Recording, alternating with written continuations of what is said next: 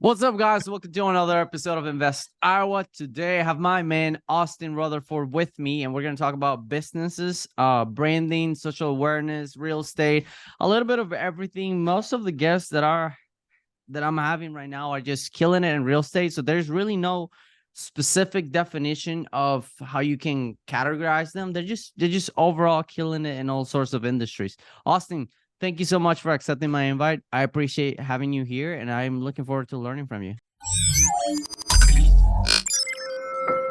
Yeah, no, absolutely. I'm looking forward to it. Appreciate the opportunity. Awesome, man. Uh, Give me a little introduction of who you are and what you're working on right now. Yeah, I mean, I live in South Florida. I was born and raised in Ohio. I moved down to South Florida about 2 years ago.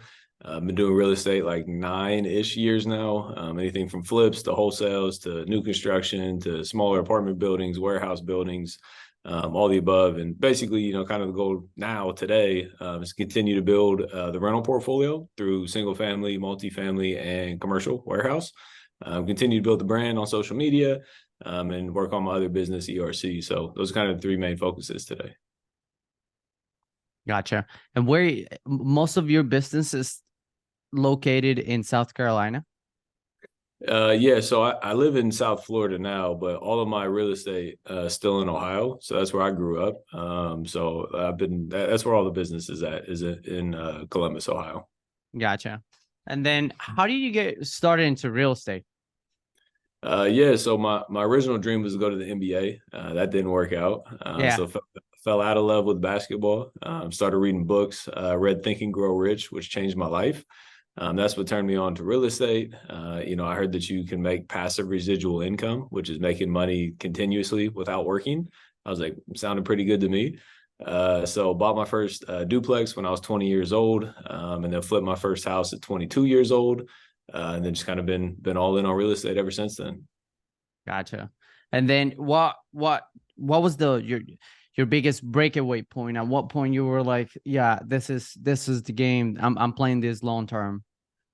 Yeah, I mean, so the first deal, the first flip was a $74,000 purchase, $170,000 rehab. So I raised $250,000 to fund it from other people, and sold it for $375,000. So I made $107,000 net profit 4 days after my 22nd birthday. But ironically, I actually went back to college and went back to valeting cars after that. And it wasn't until the second house, which I flipped a few months thereafter, made another $40,000 in profit. So I had about 150 grand in profits in a few month period. Then I was like, all right, this is real. This is possible. Quit valet, dropped out of school, and went all in on real estate. What's that relationship with money on that first check? I feel like it might be too good to be true on the first one. So did you think, I don't want to take this for granted? Maybe this is just a lucky day, and then you just decided to take it easy, or what was your plan? Yeah, I mean, $107,000. It's a lot of money. Yeah, 22 years old. Honestly, I didn't spend a dime of it. I didn't go out and party. I didn't go to dinner. I didn't buy a pair of sneakers. I didn't buy a watch. Didn't buy a car. Didn't go on vacation. Didn't do any of that. I literally went back to valeting cars 50 to 60 hours a week and going to college, taking 20 credit hours. And I knew that one deal wasn't going to change my life. $100,000 is great, but I was 22 years old. It's not going to change the outcome of my life with $100,000. So I knew it was just one deal. So I reinvested it all back into real estate because I knew I wanted more out of it. So yeah, I mean, I didn't spend a penny of it. I went all back in on real estate.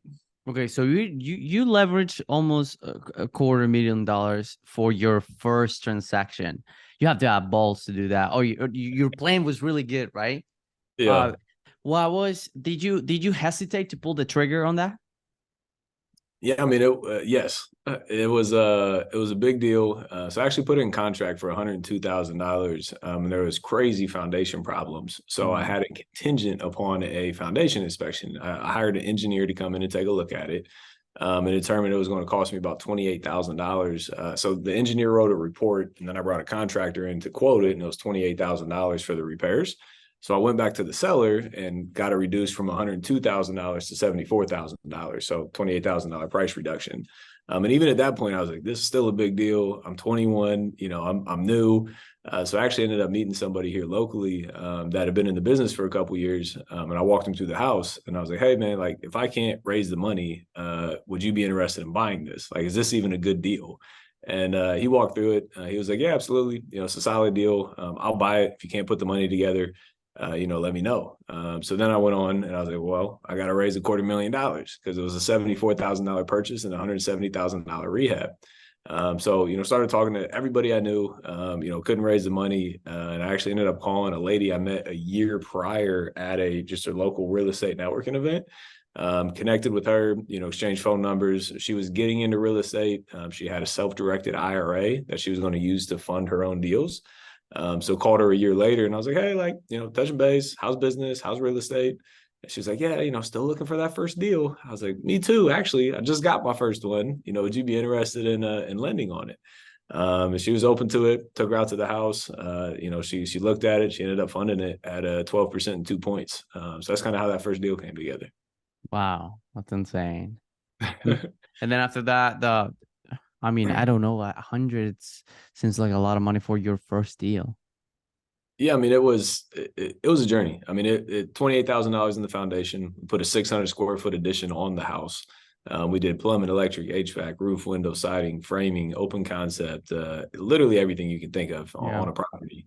And I actually ended up sleeping in the house the last night because my contractor quit. So I did the punch work on it. I had the property staged, so I slept on the love seat in the living room. Woke up, finished it, walked out the door at like 8 a.m. I was licensed at the time.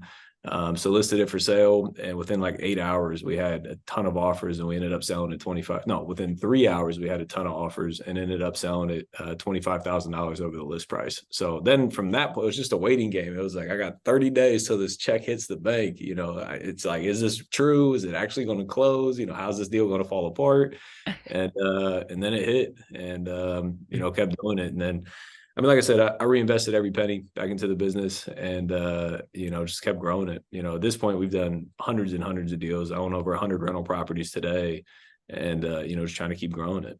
Did you partner with people? Like, how do you grow this team? So how long, first of all, how long has it been since that first deal until now?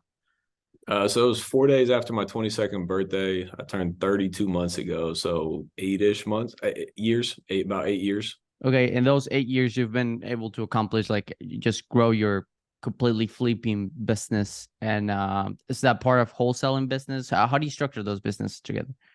Yeah, so when I kind of came into the game, how I was taught through one of my coaches was flipping houses using other people's money. So I really didn't understand wholesaling. I kind of understood rental properties, but I didn't really understand the true power of rental properties.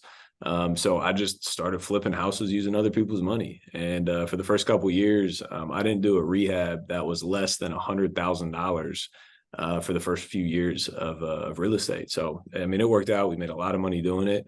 And then kind of transitioned a little bit into the wholesaling world because these, huge rehabs, they got tired of them. So started wholesaling some, kept flipping some. And that meant, and didn't meet one of my good friends. We ended up starting real estate about the same time. This is maybe 5-ish years into the business. And when I started, I was flipping everything basically, 90% flips, 10% rentals. He was 90% rentals, 10% flips.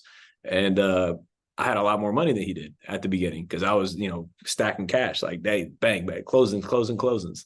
And when you buy rental properties, you don't make a lot of money today. You make a lot of money in the future. And this was 5 years in. I, called him. I was like, "Yo, how's business? What's going on?" He's like, "Man, I just refied a portfolio." And I was like, "What?" He was like, "Well, I took 30 of his hundreds of houses and refinanced them, paid off 15 of them, recapitalized the other 15, pulled out $1 million tax free." And I was like, "You have 15 free and clear houses and you took $1 million check tax free?" He was like, "Yeah." I was like, "All right, that's it." So literally the next day I went into the office and I told my entire team, it went from 90% flips and 10% rentals to 90% rentals and 10% flips. And that's kind of what, changed the game for me. Right. So that long-term strategy instead of that cash transaction, going for that cash flow transaction. Yeah. And I mean, when you're early on in your career, you need money. So you Yeah. have to flip and you have to wholesale. So you gotta get the money first. But what you could do, instead of chasing that endless number, which is what I did, 50K a month, 100K a month, 200K a month, 300K a month, like that number never stops, right? We did 300 and change our biggest month. And what I wish I would have done, instead of chasing that number, done 75 or $100,000 a month. So what I tell people is, like, figure out your monthly nut, how much money you spend every month, your sales team, your marketing team, your rent, paying yourself a salary that you can live on. So figure out what that is. Let's say it's $40,000 a month, and then add some for profit. So add another $15,000 a month in profit. So $55,000 a month in income covers all your expenses, which allows you to live. And you make, $15,000 in profit, which is, almost 200 grand in profit in a year. So hit that $55,000 number and then keep rentals everything after that. So for me, instead of doing 5, 10, 15, 17 deals in a month, maybe I did 6 and hit that 55,000 and then kept 7 rental properties a month. I'd have hundreds and hundreds of rental properties today instead of a little bit over 100 if I would have done that. So you have to flip to keep the lights on, to keep money coming in, but start stacking some rental properties along the way. Okay. Okay. I completely understand that. And then besides the game, whatever you're not holding, you're wholesaling, how that process came across. Yeah, so I mean, you see wholesaling everywhere. Everybody talks about it. Yeah. And again, so I was always doing marketing for my own deals. So like, we did the probates, we did the mailers, direct mail to probates, to divorces, to high equities, to all that stuff. So we were sourcing our own deals. So theoretically, I was already running a wholesale business. I was just the end buyer on everything. Hmm. So I don't really know exactly what made the transition, but we just went heavier on the marketing, on the deal flow. So I still cherry picked and I still bought the best deals. And then we started wholesaling the tighter deals, the bigger rehab, the deals I didn't want to do. We wholesaled those. So that, we just kind of use that to increase the deal flow. Right. And from that point to now, what do you think has changed in terms of your mindset and the way that you see real estate? Yeah, I mean, I think the biggest thing is playing the long game. I got caught up on the hamster wheel, chasing that money that we talked about earlier. Now I get more excited to buy a rental property that I'm going to make $100 a month on than to flip a house and make $40,000 in profit. Because I understand that rental property that I'm going to make $100 a month on today will make me $500,000 over the next 20 to 25 years. So I get more excited for that. So, my goal is to continue to build the wealth. So if a deal comes in and it cash flows, we're 100% keeping it as a rental property. If it doesn't cash flow, then we'll flip it, make some money, and then just take that money and go buy more rental properties. Right. Especially that now you have the capital to be able to afford that. It's Yeah. I think it's crucial that you say that, because first you need to work the cash game, but I guess your biggest regret is not going into the cash flow game earlier. Yeah. Again, still keep making whatever that number is for you, but then everything above that, just start taking down some rental properties. That makes sense. And now, like with single family, is single family your biggest expertise, or have you double into multifamily properties? Yeah, so I mean, the majority of them is like singles and doubles. All the flips were singles and doubles. A lot of my portfolio is, I own a 6-unit commercial building, office space. I own an 8-unit apartment complex, a 6-unit apartment complex, a 16,000 square foot warehouse. And we're trying to buy more continuously, but the majority of the portfolio is single family. Okay. How do you see the storage unit? How do you see the apartments and the office space uh, in terms of diversification for your business? Yeah, so the 16,000 square foot warehouse, so we just bought that a few months ago. We're in the process of leasing it up. So the more I learn about that world and triple net leases and cap rates and all those things, I get more excited about it, because we can go down a huge rabbit hole on triple nets, but it's more money and less management, less headaches. So honestly, I'm looking way more heavily at buying more commercial warehouse buildings.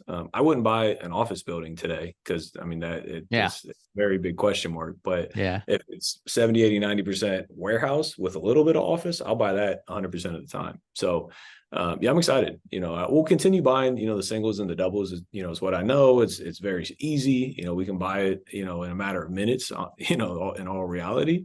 and, start also at the same time, looking at bigger deals, bigger warehouses, bigger apartment buildings, whatever comes down the pipeline. And then that brings me to the brand that you're building, dude, because it's amazing. I mean, just looking at your Instagram, the amount of value that you're providing on your videos and the content, like, where does that inspiration come from, and why the hell are you been building a brand? Yeah, I mean, I say eyeballs is currency. The more eyeballs you can have on you, the more opportunity that comes. So all of my deal flow comes from my personal brand now. So, all the marketing, cold calling, the direct mail, the, salespeople, all that stuff, doesn't exist. All of it comes through marketing, through my personal brand. And some of the biggest deals I've ever done came through my personal brand. Multi 7-figure deals came through social media. So, continue to build the brand, get more deal flow. I have other businesses, that help on social media as well. I've got a coaching program. I have a government funding business. So there's just so many opportunities that can come from having a personal brand. And I say eyeballs is currency. What made you jump into social media? Like, when did you say, okay, we got to do this? This is the future. One of my mentors for many years said social media, social media, social media, social media. And I blew it off for a lot of years. And one day I was just like, all right, like I'm going to do this social media thing. And funny story, actually, it was a Facebook Live. All these, social media, TikTok wasn't really around then. It was a Facebook Live. So I journaled and I wrote down, bullet points on everything that I was going to say. And then I put the phone up on a water bottle in front of me, and you go to live, but then you have to click start. So I went to live, and then I stared at the start screen for literally 30 minutes. And all that fear went through my head. It was like, what if nobody shows up? What if I say something stupid? What if I stutter, which I've stuttered already 10 times on this video? Yeah. What if I, all these negative thoughts, right? And I was like, man, this is terrible. Like, I'm not going to do it. Finally, I pushed myself to do it. I clicked the start button. I started talking. I was like sweating. And I was like, maybe a minute into it, maybe. And it shows you how many people are watching you on the top of the corner. And it said 0. And I looked at it and I was like, I knew I was right. Like, I'm a failure. I suck. So I picked up the phone and I clicked cancel. And then it says, like, are you sure you want to cancel? And I looked at it and I was like, this is the moment, right? So I put the phone back down. I finished the live. It was terrible. It was horrible. But that was kind of like the intro into social media. And at the beginning, I did it a lot just to add value, give back to others.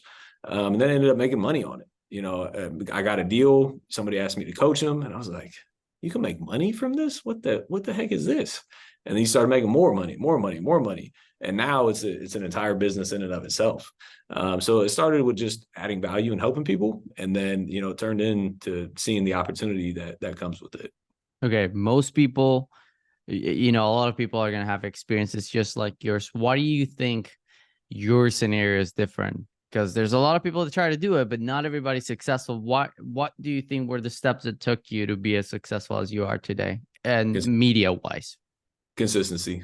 I had over 100 YouTube videos, 100 before I ever got monetized. Most people quit in their first 2, 3, 4, 5 videos, right? Now I have hundreds of videos on social media. Yeah. On YouTube, content, we post every single day on social media. Some of them suck. Some of them do amazing. Right. I got another story. So when TikTok came around, I started on I was living with one of my boys, and he was like, yo, you got to get on TikTok. Got on TikTok, made 2 videos. And I'm like, screw TikTok. Like, that ain't it. Instagram's where it's at. Right. Yeah. And, a month or 2 later, he was like, yo, bro, you really have to get on TikTok. My business has tripled over the last 3 months. I was like, all right, let's get back on TikTok. So I got back on and I made a video, and it was one of those songs, and you hit the beats and, do one of those things. It was how I became a millionaire. And it was bought a house, 20, flipped a house, made 107,000, reinvested, and now I'm a millionaire. Right. And it was the video, and I posted it, I, took off. And an hour later, I looked at it and I was like, yo, there's 100,000 views on this thing. I'm going viral, baby. And set it down, went back. It was 200,000. I was like, yo, bro, look at this. It's crazy. And I looked at the comments, right? And remember the topic of the video. It was how I became a millionaire, right? And I look at the comments, and the first comment was you sold your hair. I was like, all right. The second comment was but you're bald. The third comment was but you can't buy a hairline.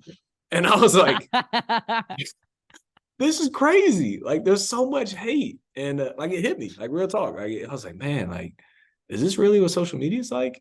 And it clicked. I was like, man, fuck that. Like, nobody on there that's commenting anything does anything for me, right? No. It's all good attention. All attention is good. And that was kind of another breakthrough moment. It's like, nah, like, that means you're doing something good in life. Like, keep pushing. So you're always gonna have the hate. You just got to get through that. Yes, that all comments are good comments, no matter what. They increase the engagement. Agreed. Be controversial is what I've learned. Yeah, a lot, a lot, a lot. I know that for example, with the videos that I've been trying to push, my marketing team says like, that sounds sketchy. And if they say that, I'm like, let's go. That's the Have video. to do Yeah. it. Yeah. How have you developed a strategy to now post content? So like branding, your personal branding is now your biggest marketing source, right? At what point did you take yourself out of the daily operations of flipping and wholesaling and long-term rentals and management to now come into branding? Yeah, I mean, if you really break it down, like all the business owners say, like you should, as a business owner, you should be doing the highest paid task, right? Like, what do Mm-hmm. you do that makes the most money? And at the beginning, it might be pushing paperwork, and then it might be door knocking, and then it might be getting on a call, and then it might be managing a sales team, and then it might be managing the business, right? It continues to grow as you grow as an individual. When I really think back for me, it's like, all right, like truly, what's the most powerful is social media. Like, where else can you get millions of eyeballs to make money for free? Right. But even today, like the brand that I have and I have over 1 million followers, I still don't fully realize that and put as much time, attention, and effort into making content as I should. We do it, like we do a lot of it, but I know it can go to the next level. Yeah. So it's just putting the time and energy and efforts into it. So, I don't know, it's been a business for a couple of years now. But yeah, I mean, we post every single day. We post YouTube videos every week. The greatest piece of advice for anybody who wants to start a brand, greatest piece of advice I've ever heard is document, don't create. Document what you're already doing, because when you go into the creation mode and you have to think about all these crazy things that you have to do to make a video, you get stuck and you get scared and you don't do it. But if you just document what you're doing, like when you walk a house, post a video. When you negotiate with a seller, post a video. When you shoot a podcast, shoot a video so we can cut this up for reels later on. Like if you document your daily process, that is plenty of content to get you off the ground and get going in social media. Wow. Dude, I've never heard of that. Wait, let me write it down. Document what you're doing instead of creating. Yep. Like I think that's the biggest struggle for people. It's just they think they need to come up with all sorts of ideas. They should just show what they're doing on a daily. 100%. And as you grow, like as you get into it, then you can go into creation mode. But to get going, to get started, to get comfortable, 100%, no questions asked, just document your process, document your journey. And it's even better, arguably, sometimes, because when I get feedback sometimes and they're like, hey, but you're not relatable, Austin. Like you have all these things. Like I can't relate to you. Yet I was just like them 8 years ago. But they see me as up here because of the success, the money, the house, whatever you want to call it. So arguably, it's easier for somebody to relate to somebody that's getting started or has a couple deals under their belt because they can relate to that. They're like, oh, I have 0, he has 3. Like that's attainable. I want to follow that person. So the other thing I get is like, well, I don't have much success. Like I can't build a brand. No, like people want to see the journey. Like that's one of my biggest regrets is not documenting the actual journey. I didn't get on social media until I had a real business. I wasn't in the field. I wasn't going to houses. I wasn't door knocking. I wasn't walking houses. Man, what the things that I did to get here, like if I could have documented that process, it would have been crazy. Yeah, because you not only for people but for you, kind of like a success story. You're able to see where you started and now where you are, and the steps that it took to get there. 100%. What are kind of what were you gonna say? You're good. Go ahead. What are the struggles? Now let's talk about the real deep problems and shit. What are the struggles that you are currently working on? Everybody at some point is facing things that they have to break through. What at your level, what are you trying to break down? Yeah, I mean, there's 2 things that come to mind. Number one is building an amazing team. I have some great people on my team, and I've unfortunately had to go through some rough spots. But that's being a business owner, right? As a business owner, everybody you hire, everybody on your team isn't going to be with you for the next 100 years, right? There's going to be good, there's going to be bad, there's going to be attrition. So building an amazing team and hiring amazing team members, something I'm continuously trying to get better at. That's number one, and then number two is taxes. right? And when you start making money, you have tax issues. If you make $1 million in a year, you're going to owe 300-400 grand in taxes. You make 2 million, you're going to owe 600-800 grand in taxes. That's a hard pill to swallow. Yeah. So now it's like, how do you place money? Which is me again, buying long-term rental properties gives you crazy depreciation and offsets your tax basis. And so it's like, all right, like I need to buy more houses. Like I need more deals. I need better deals. To continue to buy deals to offset my tax. Because think about this, like let's say in all reality, let's say you make 500 grand in a year, right? Yeah. Net, true 500 grand on your tax returns. You would pay. Where's this coming from? For W-2 or you're self-employed or? Yeah, business owner, self-employed. Okay. So flipping houses, wholesaling houses, Okay, you make got it. 500 grand net, right? You do 700, but you have 200 of expenses. So it's 500 take home, right? So you do 500, you're going to pay 35% taxes on that. That's $170,000 in taxes. So here's your choice. You make 500, you write a check of $170,000 to the IRS. Boom, it's gone forever. You get nothing for it, right? Or you can take that $170,000 and do the bird method on 17 houses and maybe overpay a little bit for them. You have to keep $10,000 into each house. So now you have 17 houses, but when you do a cost segregation on those 17 houses, that will offset your $500,000 of income. So on paper, it shows that you made zero. So the 170 is gone either way. You either wrote a check to the IRS or you wrote it on 17 houses because you put $10,000 into each. So 170 is gone each way. The only difference is you own 17 houses. So when you understand the tax game, everything in the world makes sense to buy more real estate. Yeah, the government incentivizes people to buy more real estate because that's the only thing they can provide. 100%. Wow, that's amazing. I'm not a tax strategist, but what you just said is just the basic definition of why people get into real estate, right? To offset all of those gains. And I don't like to your basic consumer that just gets a house just to live in it. I don't think there's enough awareness of what you're talking about, so Right. they can apply some of those strategies. People don't know this, and it's also because they're not looking for it.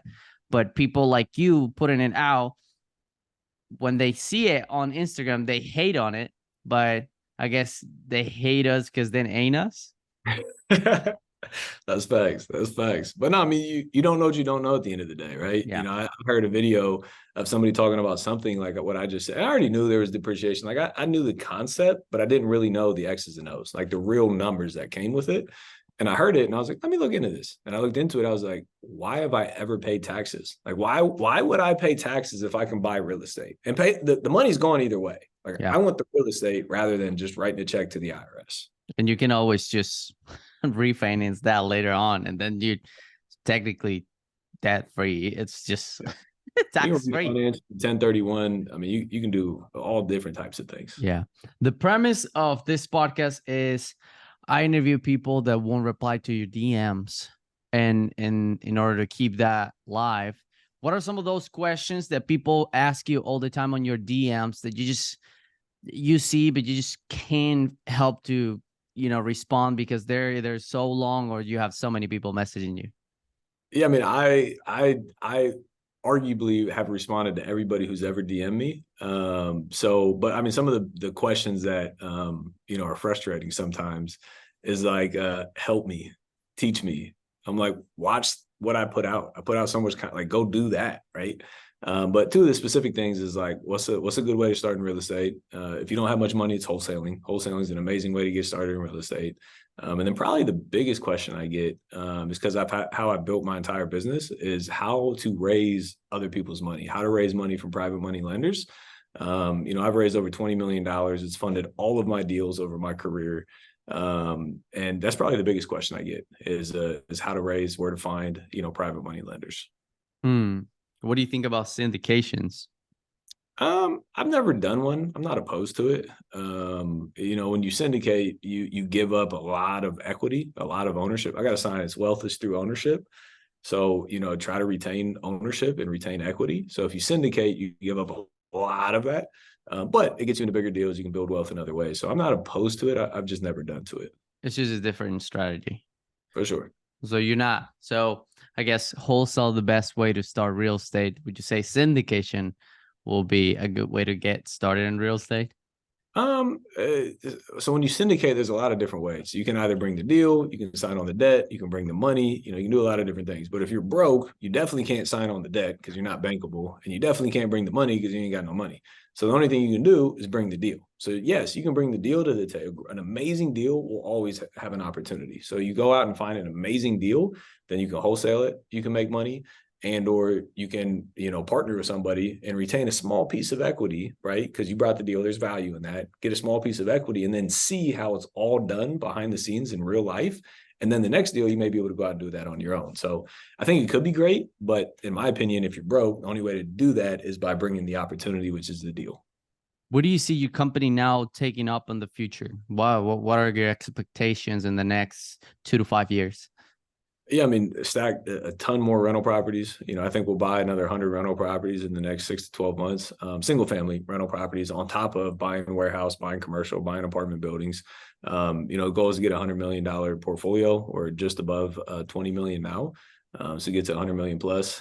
That's on the real estate side. And on the personal brand side, eyeballs drives everything, right?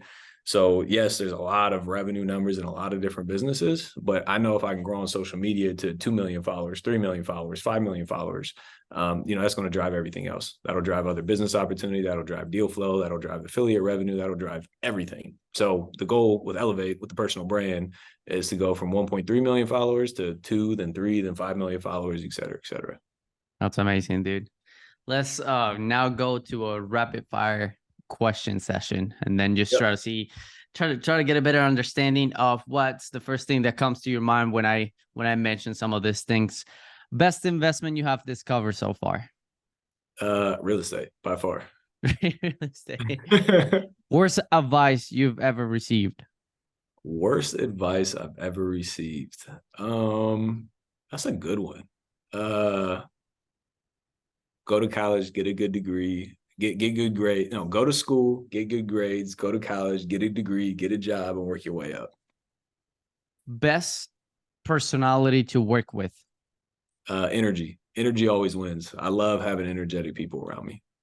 Why? Because they motivate me. There's money is attracted to speed. Money's attracted to energy. So if there's people that come in with the juice, even if you're down, they can get you up. And energy always wins. Best mentorship? But I mean, I've had so many. One I've been in for 5 years now, I think. Mark Evans, the DM fam. That's been a tremendous one for me. Best way to network? Talk, open your mouth, be creative. Most people are like, what do you do? Well, I do real estate. So does everybody else in the room. I'm going to move on to the next person. Find a way to be intriguing, right? So when I'm trying to raise money, instead of saying like, I do real estate, I say, yeah, I teach other people how to invest their money into real estate and earn double-digit returns. Well, how do you do that? Cool, let me tell you. Or when I get out the Wraith and some young kid comes up, it's like, yo, bro, what do you do? Instead of saying real estate, I say, I can teach you how to get rich. Like I teach other people how to make money. How do you do that? Real estate. Let me tell you how. So like find a way to be intriguing, to have people have curiosity when they talk to you. That starts a lot of conversations. Best communication strategy with your team? Direct and to the point. Don't sugarcoat anything. Valid. Best social media? YouTube is amazing. It's the hardest to grow on, in my opinion. Instagram is a great way to monetize because they have a lot of features. TikTok is a great way to get a lot of eyeballs. So if I could have 1 million followers on any one of them, it'd be YouTube. Oh, wow. I'll wrap it up for me, but I think you're absolutely right. It's harder to grow on YouTube. It's just there's a lot more processes that need to go in place. YouTube has it a lot more narrowed down.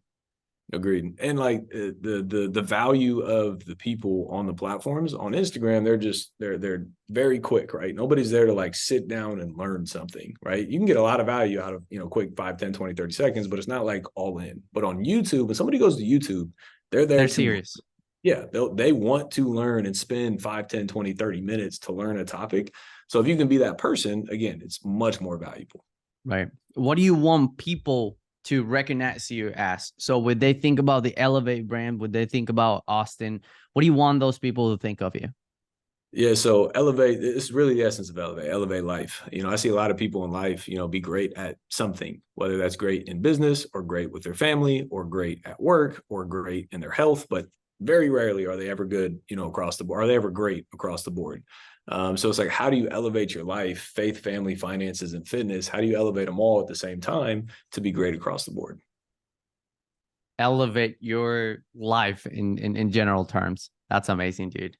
For sure. Dude, I think that'll wrap it up for today. If you guys made it this far on the video, subscribe, hit the like button, go follow Austin if you want to elevate your brain, your mindset, anything that you're working on, especially in real estate. Dude, I appreciate so much your time. The very valuable. I feel like what you've done is amazing, and the content that you put out, it's even better. So looking forward to your next short. But thank you so much for accepting the invite, dude. Really appreciate it. Absolutely. It was a pleasure being on, man. See you guys on the next one.